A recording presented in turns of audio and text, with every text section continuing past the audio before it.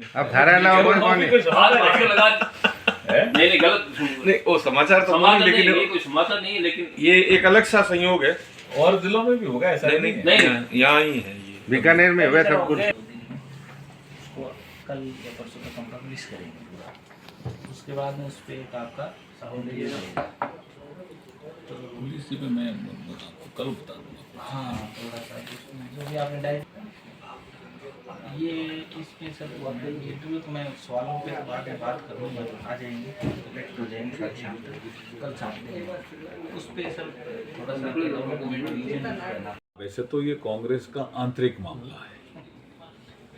अब क्या फॉर्मूला तय हुआ होगा वो तो वो जाने, पावर शेयरिंग जिसको वो बोल रहे हैं। मैं भी पिछले दिनों में बेंगलोर था तो वहाँ ये विषय चला हुआ था कि साहब पहले पावर शेयरिंग का तय हुआ था, तो वो तो उनका आंतरिक मामला है, हमें उसमें कोई कमेंट नहीं करना। लेकिन कर्नाटका का कांग्रेस का शासन ठीक नहीं है। उन्होंने क्या किया है कि घोषणाएं बहुत कर दी, और एक बार तो मल्लिका अर्जुन खड़गे जी भी बोल गए कि ऐसी घोषणाएं नहीं करनी चाहिए जिनको हम पूरा नहीं कर सके। तो इतनी घोषणाएं कर दी, इसलिए असंतोष है और शासन अच्छा नहीं चल रहा है। एक आज बड़ा दिन है देश के लिए, राम मंदिर का ध्वजारोहण किया गया है। किस तरह से आप देखते हैं, कितना मतलब मोदी जी ने भी ये कहा अगर कि हम विकसित भारत बनाना है तो सबको राम में ही होना पड़ेगा। अगर हम सांस्कृतिक चेतना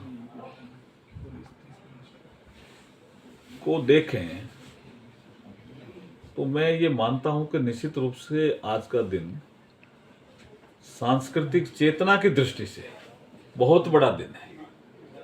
500 वर्षों का ये आंदोलन, फिर श्री राम जी का मंदिर बनना, और आज प्रधानमंत्री श्री नरेंद्र मोदी जी के हाथों से ध्वज जो गुंबज पे, और वो भी इतना शानदार, मेरे ख्याल में ये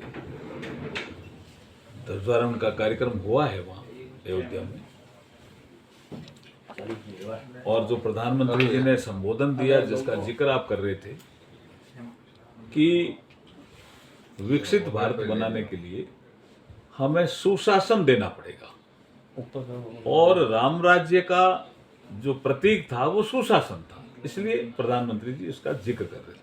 एक राहुल गांधी जी ये कह रहे हैं कि एसआईआर के नाम पर अब जो बीएलओज हैं उन पर दबाव बनाया जा रहा है, अमानवीय तरीके से जो है सरकार की लोगों सही करो।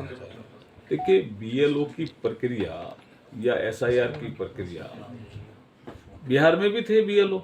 एसआईआर की प्रक्रिया में बीएलओ आते ही हैं, उनको कुछ काम करना होता है, वो निर्धारित है।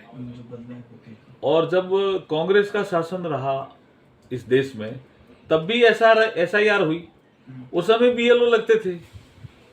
उनको अपने शासन की कोई जानकारी नहीं है, या कैसे वो, मुझे लगता है एक आदत पड़ गई उनकी, झूठ बोलो और भाग जाओ। जिस तरीके से मौतें हो रही हैं लगातार दबाव, देखिए दबाव अलग विषय है, बीएलओ एसआईआर का पार्ट है। क्या आप मानते हैं कि नहीं है दबाव बीएलओ पे? नहीं, वो विषय ही अलग है ना, वो तो केस टू केस निर्भर करता है। सांसद थे सरदारी जी एक बेटा एक धर्मेंद्र धर्मेंद्र जी हमारे बीकानेर से